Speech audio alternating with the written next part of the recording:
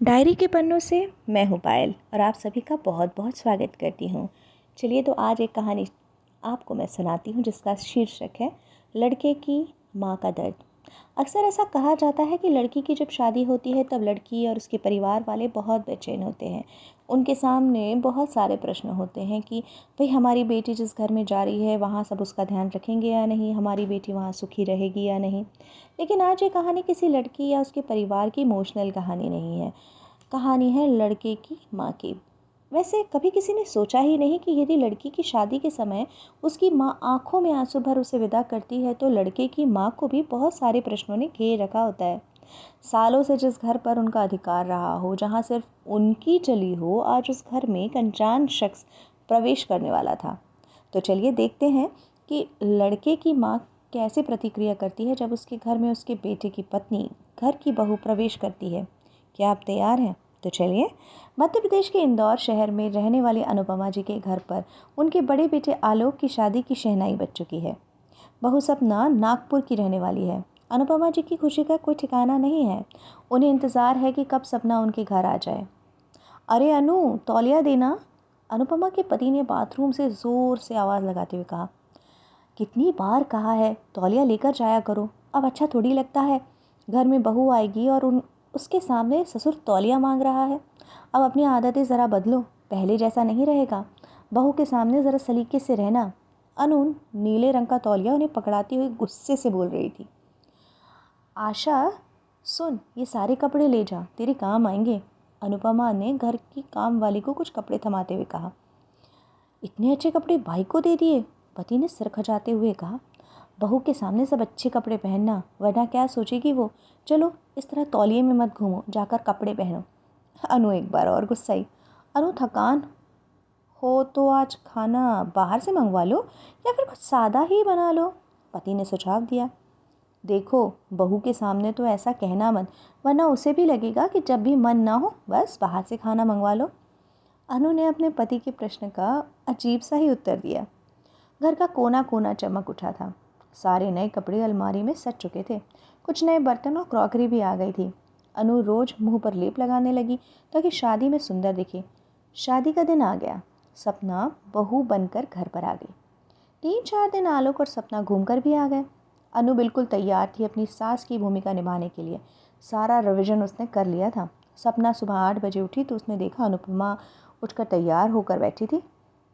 Mummy जी, इतनी जल्दी उठ गई आप? सपना ने आश्चर्य से पूछा। हाँ बेटा, नहा कर ही बाकी के काम करते हैं। तुम भी नहा लो पहले। अनु ने बहू को जल्दी नहाने की आदत पड़े इसलिए झूठ में ही कह दिया। हाँ मम्मी जी, मुझे भी रोज़ ऑफिस की जल्दी होती है, इसलिए मायके में नहा कर ही बाहर आती थी। आज छुट्टी है ना, इसलिए सपना ने भी बात कह दी अपनी। अनु नाश्ता बना रही थी कि तभी आदत के अनुसार पतिदेव तौलिए लपेटे रसोई में आ गए। अनु ने उन्हें घूर कर देखा और वो झटपट उल्टे पैर भागे। अनु पर बहू सपना के ऊपर अच्छा इंप्रेशन पड़ने का कुछ ज़्यादा ही प्रेशर था। उसे अपने नए सलवार कमीज़ में बहुत गर्मी लग रही थी, लेकिन क्या करे, पुराने कपड़े तो वो बाई को दे चुकी थी। बेटा भी नाश्ते के लिए आ गया। सपना ने आगे बढ़कर उसे नाश्ता दिया और नए जोड़े के बीच आंखों आंखों में कुछ बात हुई। अनु बोली, अरे सपना, वो पापा की डिश थी। आलोक को धनिया पसंद नहीं है ना। अरे मम्मी जी, ठीक है ना, कोई बात नहीं। आलोक भी बोला, अरे मम्मी कोई बात नहीं, चलता है, चलो आप भी आ जाओ। बेटे ने अपनी पत्नी के हाथों से पोहे की डिश ले ली।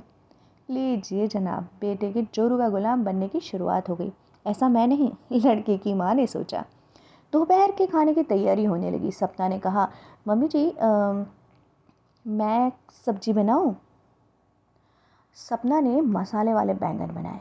मिर्च कुछ ज़्यादा ही डालते हुए देख अनुपमा बोली, बेटा सपना, मिर्च ज़्यादा हो जाएगी, पापा जी इतना नहीं खाते तीखा। और सपना ने मिर्ची की चम्मच वापस रख दी और कहा, ओह, आप लोग फीका खाना खाते हैं? एक्चुअली हमारे मायका में कोई फीका नहीं खाता ना।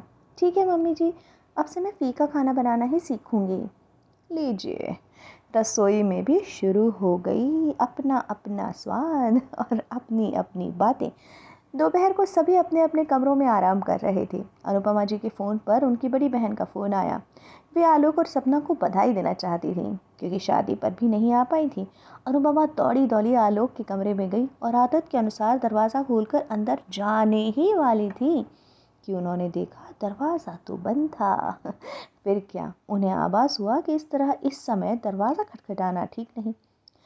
दीदी को उन्होंने कह दिया कि आलोक शाम को उनसे बात कर लेगा। कुछ दिन बीतने लगे, सब एक दूसरे के साथ एडजस्ट होने लगे। अनुपमा जी अपना फ़ोन देख रही थी, तभी उन्होंने आलोक का डीपी देखा तो उन्होंने पाया कि आलोक ने अपनी डीपी में अपनी और सपना जी की, यानी कि अपनी पत्नी की बहुत सुंदर सी फ़ोटो लगा रखी है। उसे देखकर अनुपमा को खुशी तो हुई, लेकिन इतनी भी नहीं। उन्हें ऐसा लगा कि उनका बेटा पहले जैसा नहीं रहा। हालांकि इससे पहले कभी भी आलोक ने अपनी डीपी में अपनी माँ की फ़ोटो नहीं लगाई थी, मदर्स डे को यदि छोड़ दें तो। लेकिन सपना के आते ही उन्हें न जाने क्यों ऐसा एहसास होने लगा कि उनका बेटा अब बहू का हो गया। वैसे ऐसे लगना शायद बहुत स्वाभाविक सा है। जिस बेटे के लिए आप सुबह से शाम तक पिसती रहती हैं, अचानक से वह सिर्फ आपसे ज़रूरत की ही बातें करने लगे और ज़्यादा समय किसी और को देने लगे तो माँ के दिल को चोट ज़रूर लगती है। लेकिन वही तो वो चाहती थी कि भाई बेटा शादी कर ले, बहू लेकर घर आ जाए। और जब ऐसा हो रहा है तो न जाने क्यों सास को बुरा लगने लगता है। ये सवाल हर बहू पूछती है, लेकिन जवाब तब मिलता है जब वो खुद सास बनती है। आलोक का जन्मदिन आने वाला था। सपना उसके लिए बहुत तैयारी कर रही थी। शादी के बाद पतिदेव का पहला जन्मदिन। अनुपमा भी हर बार की तरह बेटे का जन्मदिन मनाना चाहती थी। आलोक के जन्मदिन पर जब भी आलोक छुट्टी लेता तब अनु आलोक की पसंद की सारी चीज़ें बनाती और छुट्टी न हो तो तीनों होटल चले जाते रात को। बेटा कुछ प्लान किया है क्या तुमने आलोक के जन्मदिन के लिए?